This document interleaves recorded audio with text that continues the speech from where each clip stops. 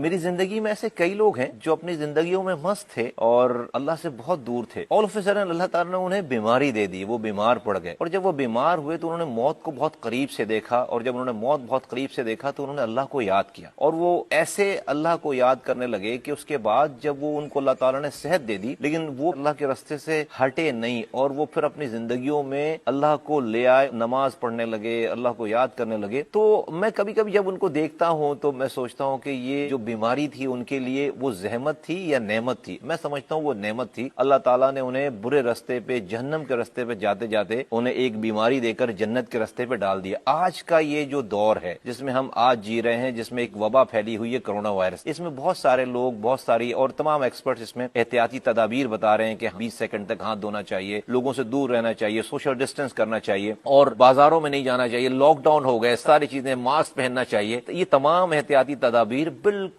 जबरदस्त हैं, ठीक है। मैं एक एहतियाती तदबीर और इसमें ऐड करना चाहता हूं और वो ये कहना चाहता हूं कि तमाम पाकिस्तानियों से, तमाम मुसलमानों से और दुनिया भर में अगर मेरी आवाज जा रही है जहां जहां मुसलमान हैं और पाकिस्तानी हैं, उनसे कहना चाहता हूं कि इस मुश्किल वक्त में 5 वक्त नमाज पढ़ना शुरू कर दें, अल्लाह को याद करना शुरू कर दें। इमेजिन करें कि इस कोरोना वायरस की वजह से पाकिस्तान में 5 करोड़ नए नमाजी बन जाएं। वाह वाह, कितनी जबरदस्त बात हो जाएगी। अल्लाह राजी होगा और ये कोरोना वायरस जो कि जहमत है, नेमत शायद बन जाए। इसलिए कि हम अगर आज खुदा ना खास्ता अल्लाह को नाराज किए बैठे हैं और हम दोजख की तरफ जा रहे हैं, इस कोरोना वायरस की वजह से हम अल्लाह की तरफ राग़िब हो गए और ये कोरोना वायरस तो चला जाएगा, जिंदगी तो, मौत तो अल्लाह ताला के हाथ में एक बहाना है, चीजें हट जाएंगी। लेकिन अगर हम मुस्तकिल तौर पर हम जहन्नम से बच गए और जन्नत में चले गए तो ये कोरोना वायरस जो है वो जहमत नहीं, नेमत है। तो जबरदस्त हो जाएगा कि इस कोरोना वायरस की वजह से 5 करोड़ नए पाकिस्तानी मुसलमान नमाज की तरफ राग़िब हो जाएं और दुनिया में और कई करोड़ लोग जो है अल्लाह की तरफ, नमाज की तरफ राग़िब हो जाएं। तो कितना जबरदस्त काम हो जाएगा। 20 सेकंड के लिए हाथ धो रहे हैं तो चंद मिनट लगते हैं एक वक्त की नमाज पढ़ने के लिए। इसको भी कोरोना वायरस से बचने के लिए अपनी एहतियाती तदाबीर में शामिल करें। अगर ऐसा कर लेंगे तो ये कोरोना वायरस हमारे लिए नेमत की शक्ल इख्तियार कर लेगा इंशाअल्लाह ताला।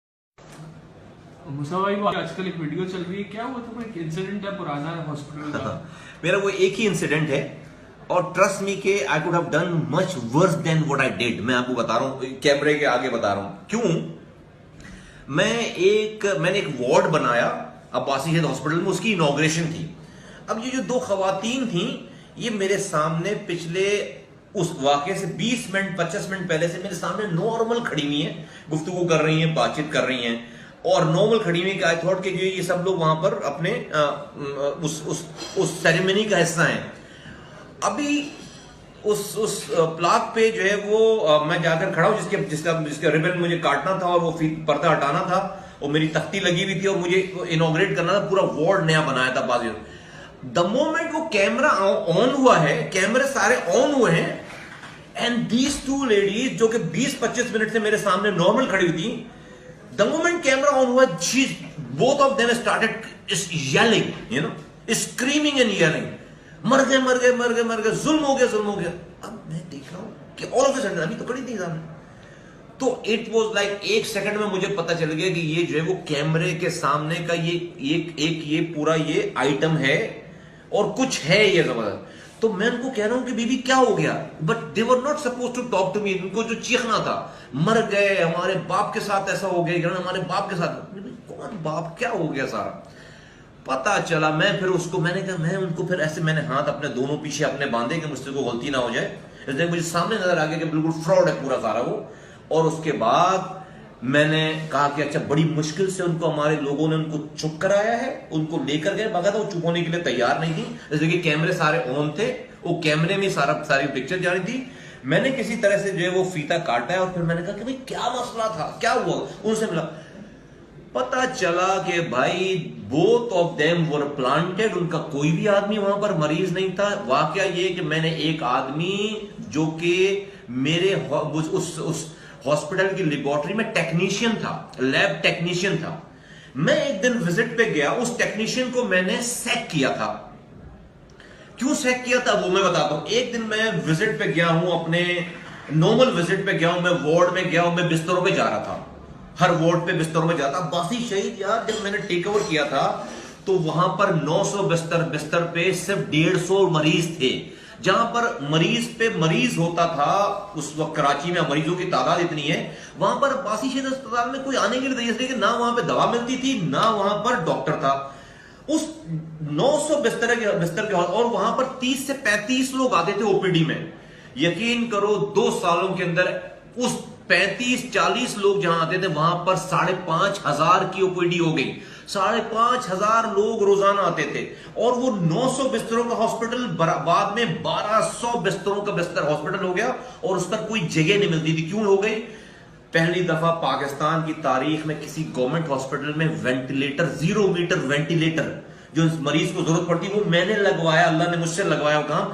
38 वेंटिलेटर में लाके मैंने 0 मीटर वेंटिलेटर लगाए। तुम्हें बताऊं, मैं एक दिन की 24 घंटे की जो कॉस्ट आती है वेंटिलेटर की, वो 20,000 रुपए आगा खान में चार्ज करते थे उस वक्त, और सिर्फ 8 वेंटिलेटर मौजूद थे। 20,000 रुपए एक गरीब आदमी तो वेंटिलेटर पे जा ही नहीं सकता। 20,000 में वो वैसे सुनकर मर जाएगा, उसको वेंटिलेटर की जरूरत ही नहीं पड़ेगी। मैं 5 रुपए की पर्ची पे मरीज को वेंटिलेटर लगाता था, 5 रुपए की पर्ची पे 38 वेंटिलेटर। ये कुछ हो गया था तो अब्बासी में रश हो गया। उस अब्बासी में जब मैं विजिट कर रहा था, वार्ड्स का बिस्तरों पे जा रहा था, तो एक पख्तून बुजुर्ग मरीज उसके बेड पे गया, उसके बेटे से मिला, उन्हें कैसा चला? बेटे ने कहा कि जो सब ठीक चल रहा है, अल्लाह का शुक्र है, मैं बिल्कुल। बाप ने कहा साहब मैंने जो है वो कल अपना टेस्ट कराया है अपने 1,000 रुपए का फोन बेचकर, 1,000 रुपए का फोन बेचकर मैंने टेस्ट कराया। अब मैंने, उसने मुझे पर्ची दी, वो बाहर की पर्ची थी, 500 रुपए का टेस्ट हुआ, तो उसने 1,000 रुपए का अपना मोबाइल बेचा। अब मैंने वहां पर अपनी सारी कार्रवाई रोक दी। मैंने बोला भाई बुला लो सब लोगों को, ये पर्ची, मैं तो डॉक्टर नहीं हूं। मैंने कहा टेस्ट किस चीज का है? अपने लोगों को बुलाकर पूछा कैसे? नॉर्मल टेस्ट है। तो मैंने कहा कि हमारे यहाँ ये टेस्ट होता है, नहीं होता है? कैसा होता है? हमारे यहाँ लेबोरेटरी पे करोड़ों रुपए लगाकर 137 टेस्ट होते थे मेरी लेबोरेटरी में।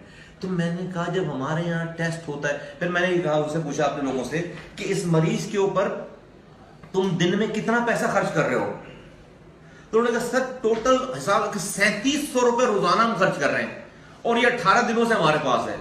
3700 रुपए रोजाना गवर्नमेंट उसके ऊपर खर्च कर रही है, लेकिन उसको याद क्या है?